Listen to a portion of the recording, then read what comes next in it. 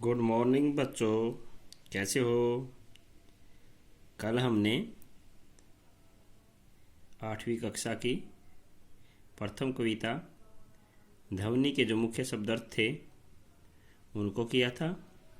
आज हम इसके जो मुख्य प्रश्न उत्तर बनते हैं उनको करेंगे। आपने इन्हें ध्यान से सुनना है और अपनी नोटबुक में नोट करके इन्हें याद करना है। और आपने अपनी नोटबुक अच्छी और साफ सुथरी बढ़िया बनानी है। तो प्यारे बच्चों, इस पर ध्यान दो। प्यारे बच्चों, इसके जो मुख्य प्रश्न उत्तर निम्न प्रकार से हैं। सबसे पहला प्रश्न बनता है, प्रश्न नंबर 1, कवि के जीवन में अभी अभी किसका आगमन हुआ है। तो इसका उत्तर क्या बनता है बच्चों? किसका आगमन हुआ है? वसंत ऋतु का। कवि के जीवन में अभी अभी वसंत ऋतु का आगमन हुआ है। किसका आगमन हुआ है? वसंत ऋतु का।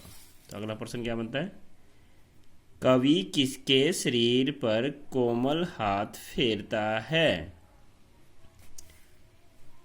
किसके शरीर पर कोमल हाथ फेरता है? कवि सोई हुई कलियों पर कोमल हाथ फेरता है। हमारा अगला प्रश्न कौन सा बनता है, कवि डालियों, कलियों व पत्तों को क्या सूचना देना चाहता है। कवि डालियों, कलियों व पत्तों को क्या सूचना देना चाहता है। तो इसका क्या उत्तर बनता है? कवि डालियों, कलियों व पत्तों को नव प्रभात अर्थात नई सुबह, नव प्रभात या नई सुबह की सूचना देना चाहता है। अगला प्रश्न क्या बनता है इसका बच्चों?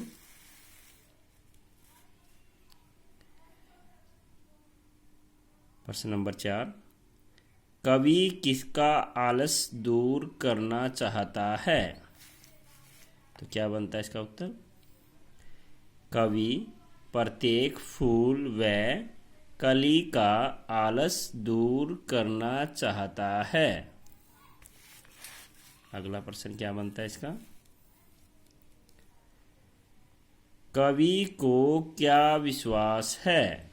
प्रश्न नंबर 5, कवि को क्या विश्वास है। क्या बनता है इसका उत्तर? कवि को विश्वास है कि उसका अंत अभी नहीं होगा। क्या विश्वास है कवि को? कि उसका अंत अभी नहीं होगा।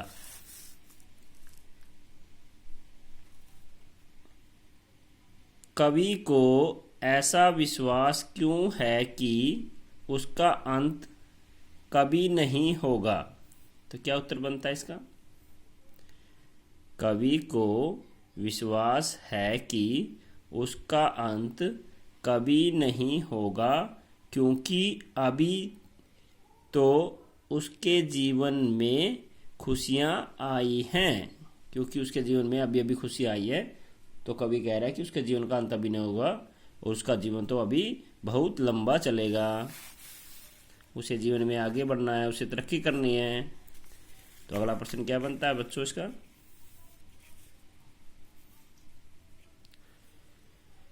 फूलों को अनंत तक विकसित करने के लिए कवि कौन कौन सा प्रयास करता है।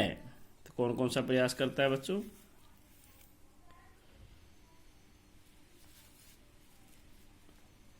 फूलों को अनंत तक विकसित करने के लिए कवि उन पर हाथ फेरकर